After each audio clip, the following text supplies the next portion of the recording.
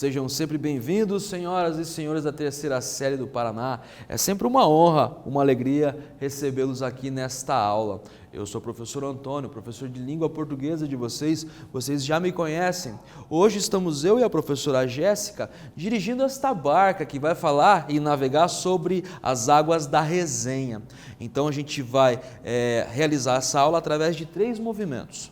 Primeiro a gente vai identificar a finalidade de uma resenha, reconhecer o propósito desse gênero do discurso.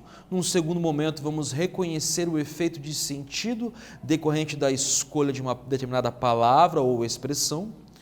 E, finalmente, vamos distinguir um fato da opinião relativa a esse fato. Distinguir o fato de uma opinião é uma das habilidades mais essenciais para a vida acadêmica e cívica de vocês. Bom, as nossas questões retóricas que sempre abrem a nossa aula para pôr em movimento o nosso pensamento, né? Você já resenhou ou leu alguma resenha de algum filme, peça, disco, música ou livro? Sabe qual a finalidade de uma resenha? Tenho certeza que ao longo da vida acadêmica de vocês já passaram por essa experiência, né? E podem agora refiná-la com a gente aqui. Do ponto de vista teórico, a resenha é um texto que faz uma descrição e uma avaliação de um objeto cultural. Podem ser resenhados livros, textos acadêmicos, filmes, apresentações artísticas, exposições, peças de teatro, shows, álbuns, games e afins. Além de avaliar, toda resenha se propõe a divulgar e estimular a apreciação de uma obra cultural. A gente costuma classificar a resenha em 2 tipos, né? A resenha descritiva faz apenas uma síntese da obra, trazendo detalhes para o leitor que supostamente não conhece o objeto resenhado. Mesmo a resenha sendo apenas descritiva, ela incentiva o leitor a conhecer o objeto em questão, o objeto resenhado. O segundo tipo de resenha é o que a gente chama de resenha crítica. Faz uma descrição com considerações pessoais sobre a obra. Tanto a descrição quanto a opinião crítica sobre a obra podem ser intercaladas em todo o texto, né? Numa sequência, opinião e fato, né? É isso que a gente chama de intercalamento. Pois bem, vamos ler uma resenha que parte de um filme excelente, um filme da África do Sul. Observem aí o cartaz desse filme, né? Nós temos uma figura humanoide, mas muito estranha, como uma espécie de alvo no peito, e embaixo nós temos escrito, né, District 9, né? O título original é esse, em inglês, o ano de produção é de 2009, foi dirigido por Neil Blomkamp, a duração é de 112 minutos, vejam, são informações preliminares a respeito desta obra, né? A classificação é 14 anos, todos vocês podem assistir, o gênero é ação e ficção científica, e os países de origem é África do Sul, Canadá, Estados Unidos e Nova Zelândia, embora o diretor seja sul-africano. Quem é o inimigo? Quem é você? As perguntas repetidas na letra de Soldados, do saudoso Renato Russo, poderiam sintetizar a essência deste filme de pequeno orçamento, grande repercussão, dirigido pelo novato Neil Blomkamp e produzido pelo já veterano Peter Jackson. Através do constante uso de metáforas para dar uma sacudida na humanidade e, principalmente, nos mais jovens, Distrito 9 é entrada obrigatória para quem gosta de ficção científica. Este é o primeiro parágrafo da nossa resenha, ele traz uma porção de informações e já temos aqui alguns juízos de valor, né? Vamos então à nossa primeira atividade, a nossa primeira reflexão, que traz o seguinte comando: releia o texto e responda. Letra A. Quais são as informações mais importantes neste parágrafo inaugural do texto? E letra B. No recorte, predomina a descrição objetiva ou subjetiva do filme, né? Releiam aí este primeiro parágrafo, tentem mapear essas 2 questões no texto, a gente já volta comentando o nosso gabarito.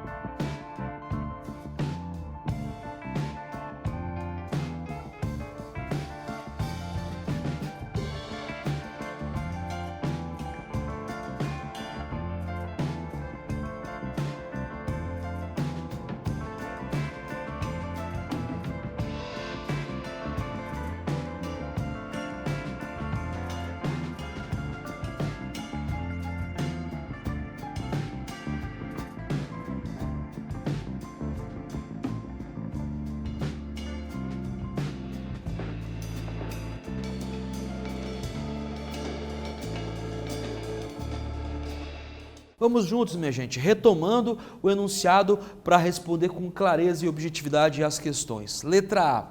Quais são as informações mais importantes neste parágrafo inaugural do texto? As informações mais importantes na introdução da resenha dizem respeito à ficha técnica da obra resenhada. Na seguinte passagem, dirigido pelo novato Neil Blomkamp, produzido pelo já veterano Peter Jackson.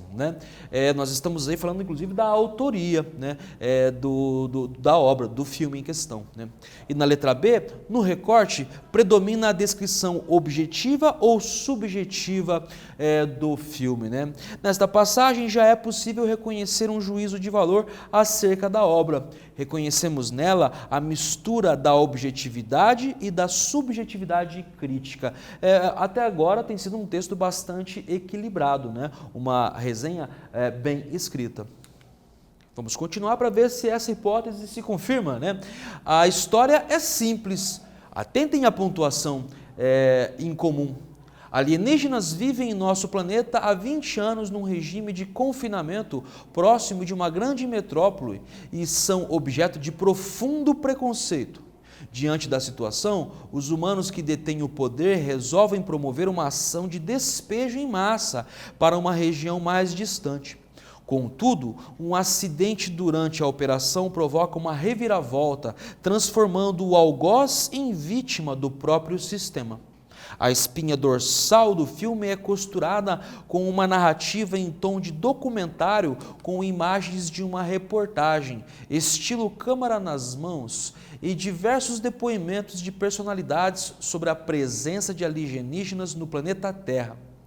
Daí em diante, você entra em contato com uma realidade há anos imaginada pelo homem, mas nunca vivenciada, diga-se de passagem, com seres de outro planeta. Porque com humanos a experiência já existiu, existe e, infelizmente, continuará existindo. Nossa segunda atividade propõe a seguinte reflexão na passagem. A história é simples, alienígenas vivem em nosso planeta há 20 anos num regime de confinamento, próximo de uma grande metrópole e são objeto de profundo preconceito. Quais elementos constitutivos de toda a narrativa é possível reconhecer aqui neste recorte, nesta passagem?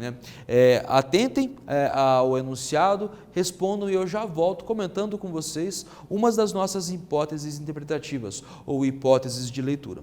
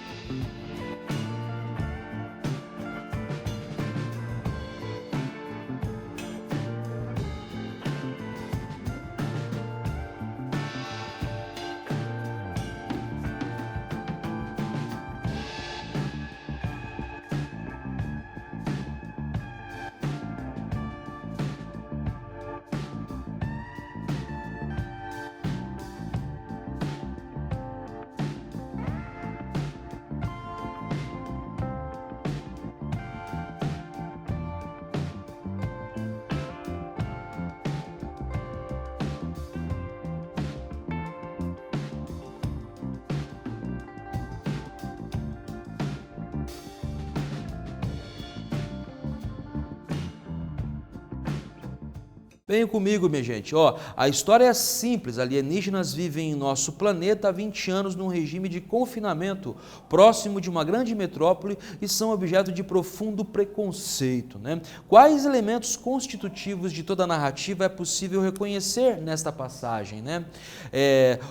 A história é simples, 2 pontos. Observem, alienígenas são os personagens, né? Eles estão aonde? Em nosso planeta há 20 anos. Nós temos aqui 2 constituintes narrativos muito importantes, o espaço e o tempo, né?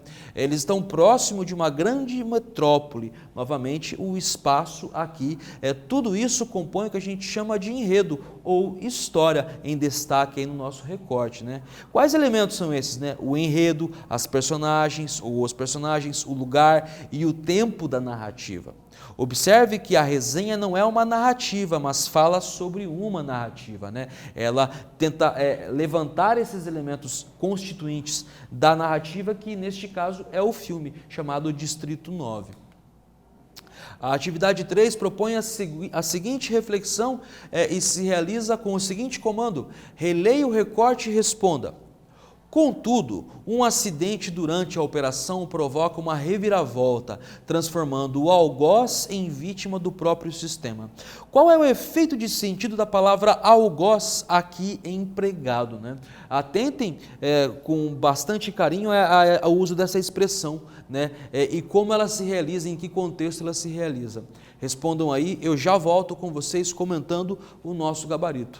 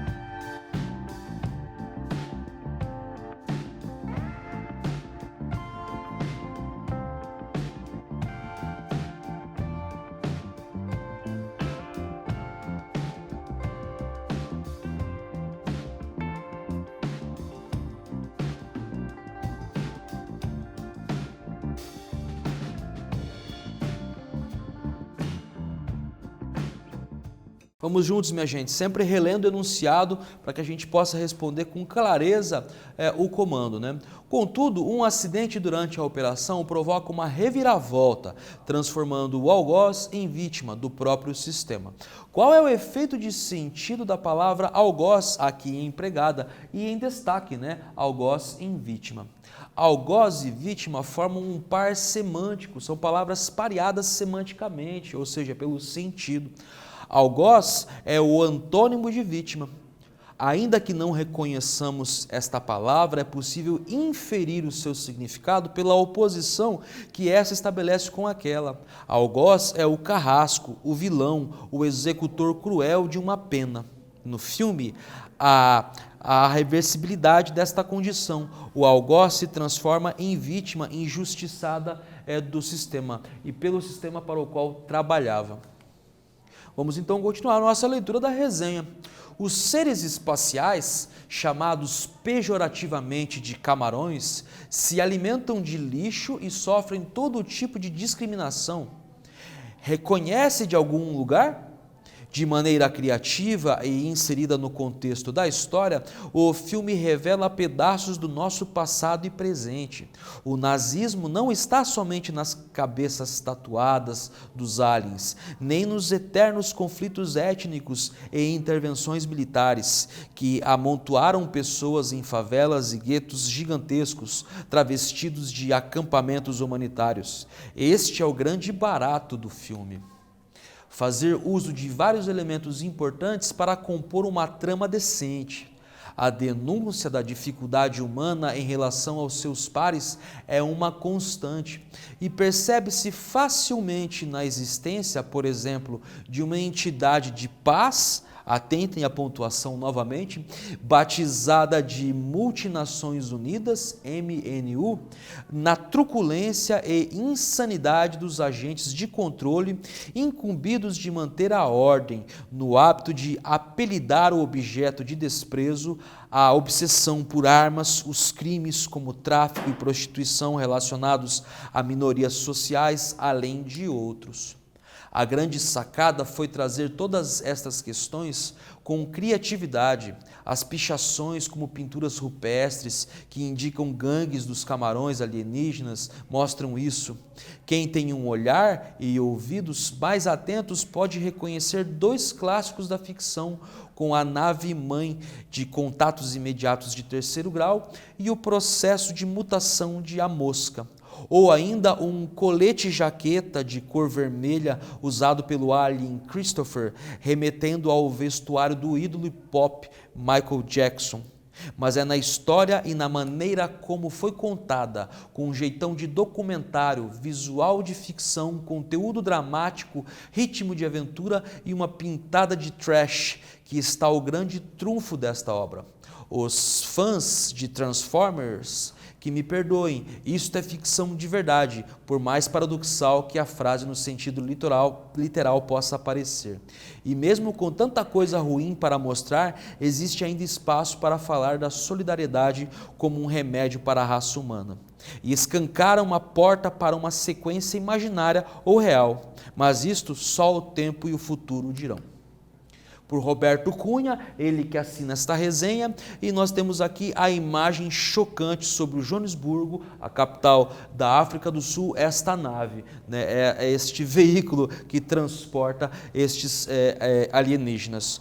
O texto se encerra com a seguinte sentença: o aviso está dado, seja bem-vindo ao Distrito 9. Nossa atividade 4, então, propõe a seguinte reflexão. Releia a passagem e responda. Os fãs de Transformers que me perdoem, isto é ficção de verdade, por mais paradoxal que a frase no sentido literal possa parecer.